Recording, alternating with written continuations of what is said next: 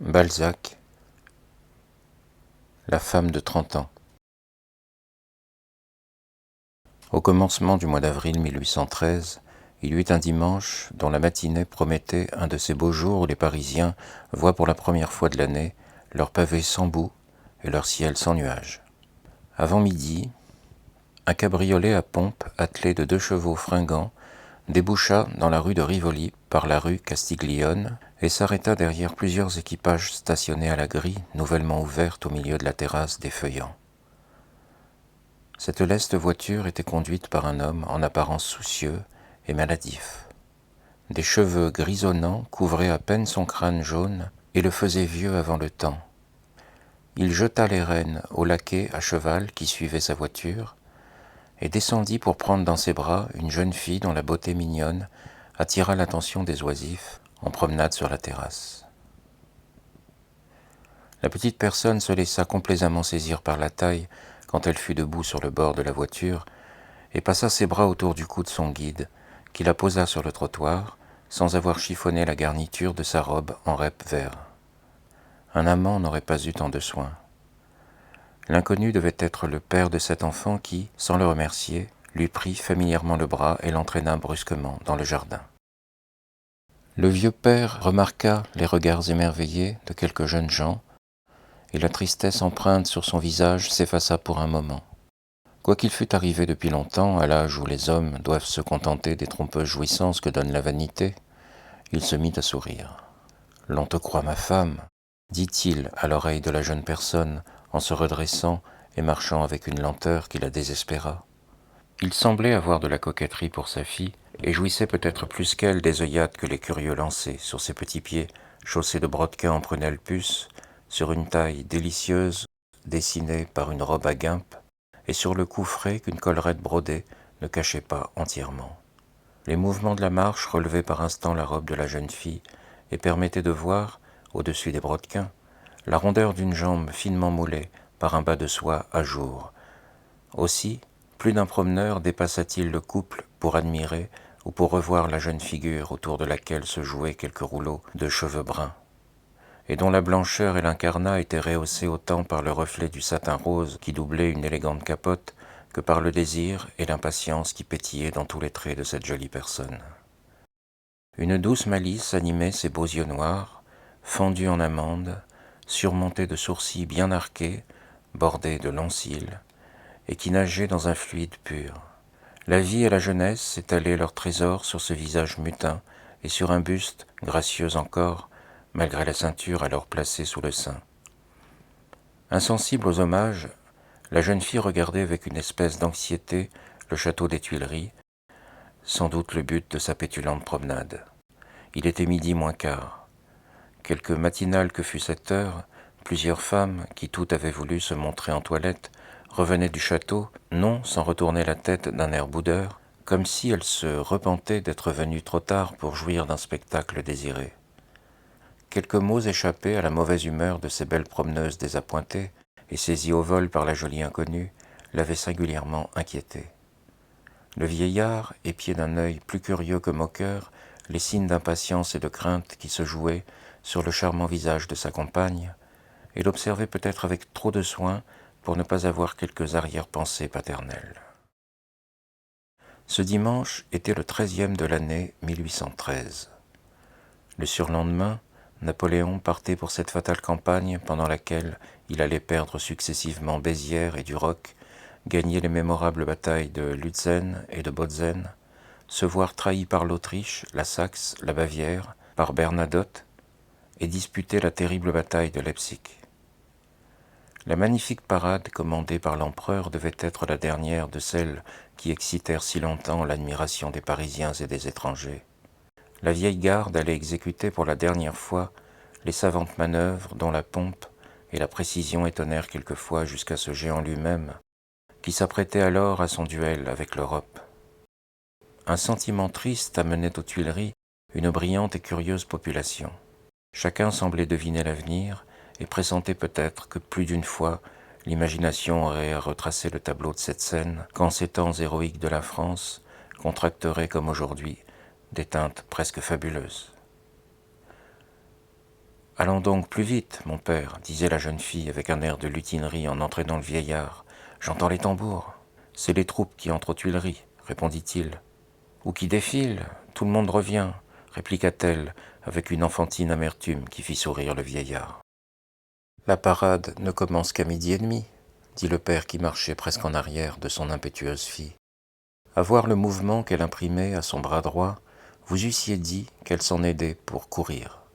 Sa petite main, bien gantée, froissait impatiemment un mouchoir et ressemblait à la rame d'une barque qui fend les ondes.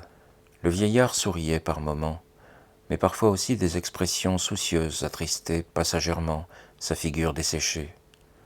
Son amour pour cette belle créature lui faisait autant admirer le présent que craindre l'avenir. Il semblait se dire « Elle est heureuse aujourd'hui, le sera-t-elle toujours ?» Car les vieillards sont assez enclins à doter de leur chagrin l'avenir des jeunes gens.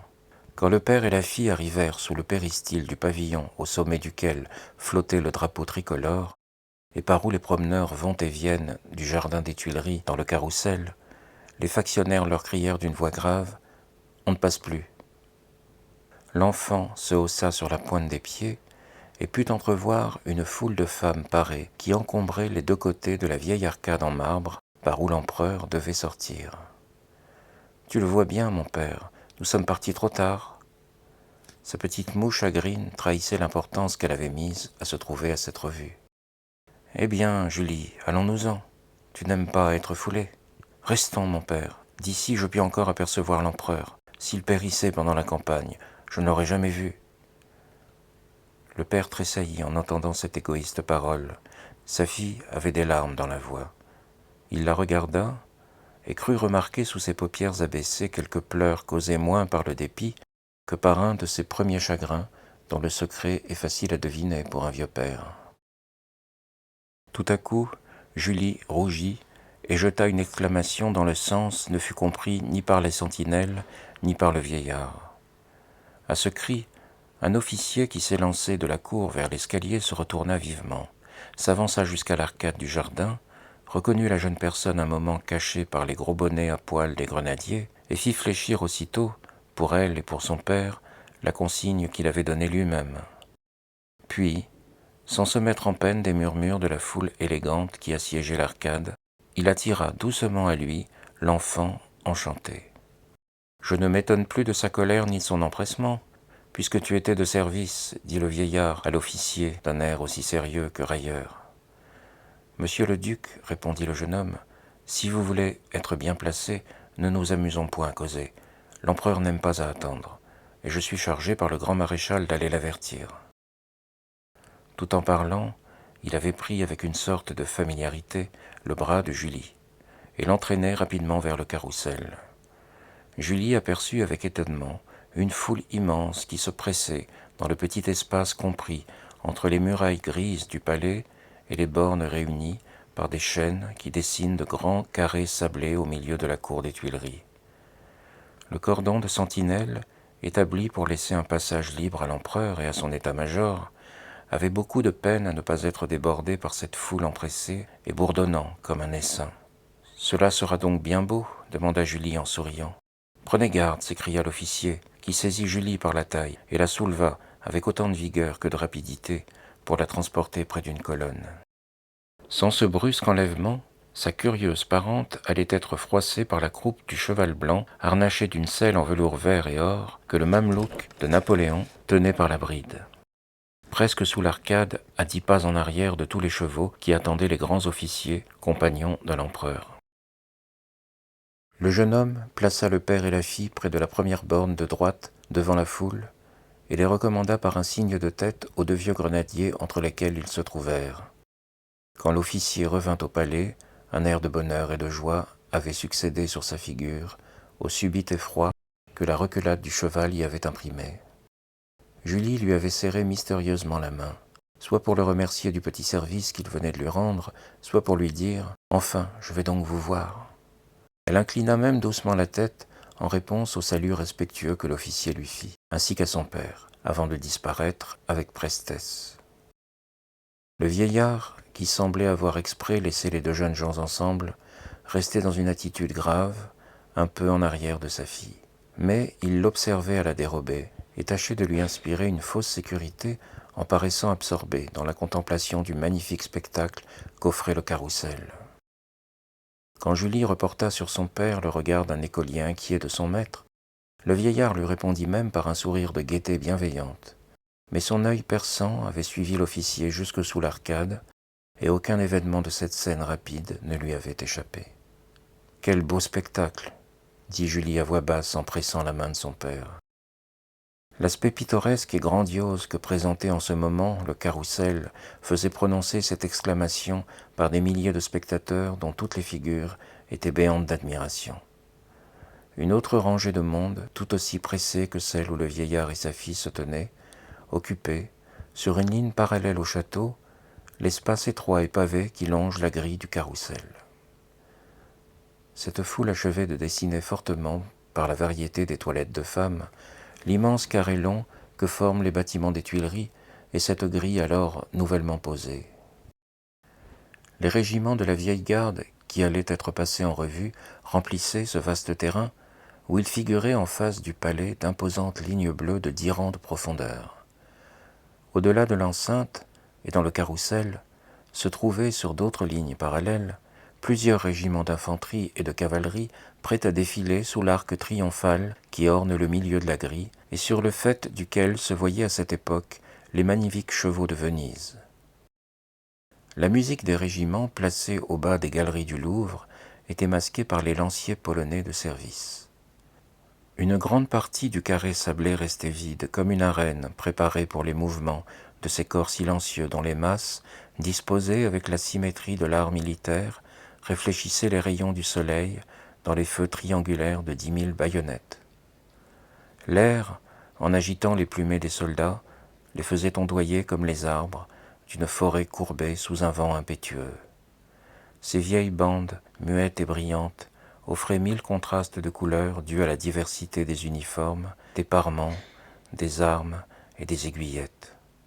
Cet immense tableau, miniature d'un champ de bataille avant le combat, était poétiquement encadré, avec tous ses accessoires et ses accidents bizarres, par les hauts bâtiments majestueux, dont l'immobilité semblait imitée par les chefs et les soldats.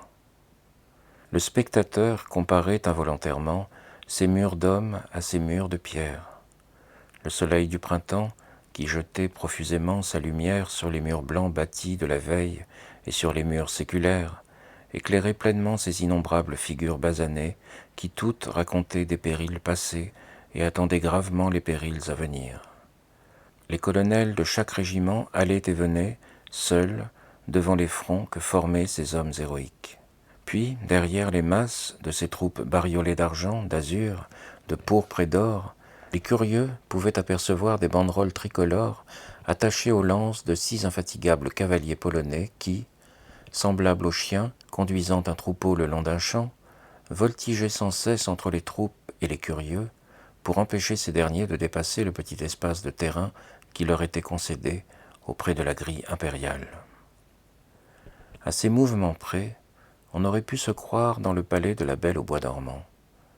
La brise du printemps qui passait sur les bonnets à longs poils des grenadiers attestait l'immobilité des soldats, de même que le sourd murmure de la foule accusait leur silence. Parfois seulement le retentissement d'un chapeau chinois ou quelques légers coups frappés par inadvertance sur une grosse caisse et répétés par les échos du palais impérial ressemblaient à ces coups de tonnerre lointains qui annoncent un orage. Un enthousiasme indescriptible éclatait dans l'attente de la multitude. La France allait faire ses adieux à Napoléon, à la veille d'une campagne dont les dangers étaient prévus par le moindre citoyen. Il s'agissait, cette fois, pour l'Empire français, d'être ou de ne pas être. Cette pensée semblait animer la population citadine et la population armée qui se pressait, également silencieuse, dans l'enceinte où planaient l'aigle et le génie de Napoléon. Ces soldats, espoir de la France, ces soldats, sa dernière goutte de sang, entraient aussi pour beaucoup dans l'inquiète curiosité des spectateurs. Entre la plupart des assistants et des militaires, il se disait des adieux peut-être éternels. Mais tous les cœurs, même les plus hostiles à l'empereur, adressaient au ciel des vœux ardents pour la gloire de la patrie. Les hommes les plus fatigués de la lutte commencée entre l'Europe et la France avaient tous déposé leur haine en passant sous l'Arc de Triomphe, comprenant qu'au bout du danger, Napoléon était toute la France. L'horloge du château sonna une demi-heure. En ce moment, les bourdonnements de la foule cessèrent et le silence devint si profond que l'on eût entendu la parole d'un enfant. Le vieillard et sa fille, qui semblaient ne vivre que par les yeux, distinguèrent alors un bruit d'éperon et un cliquetis d'épée qui retentirent sous le sonore péristyle du château. Un petit homme assez gras, vêtu d'un uniforme vert, d'une culotte blanche et chaussé de bottes à l'écuyère, parut tout à coup en gardant sur sa tête un chapeau à 3 cornes aussi prestigieux que l'homme lui-même. Le large ruban rouge de la Légion d'honneur flottait sur sa poitrine. Une petite épée était à son côté.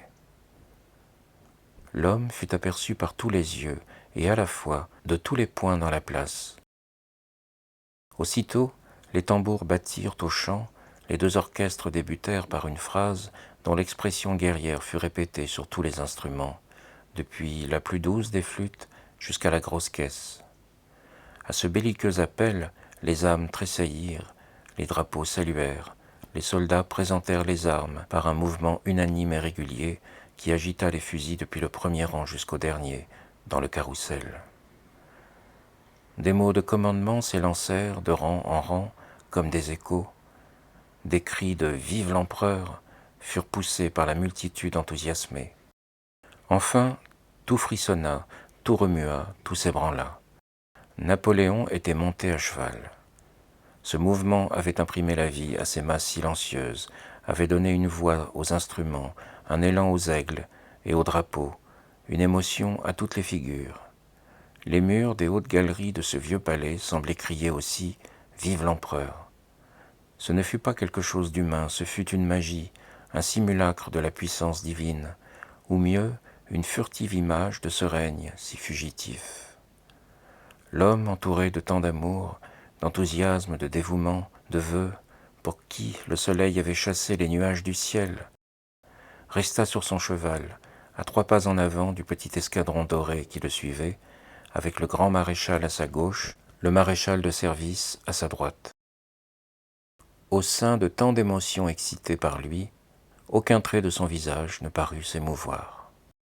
Oh mon Dieu, oui, à Wagram, au milieu du feu, à la Moskowa parmi les morts, il est toujours tranquille comme Baptiste, lui.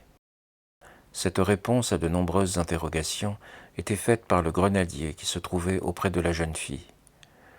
Julie fut pendant un moment absorbée par la contemplation de cette figure, dont le calme indiquait une si grande sécurité de puissance.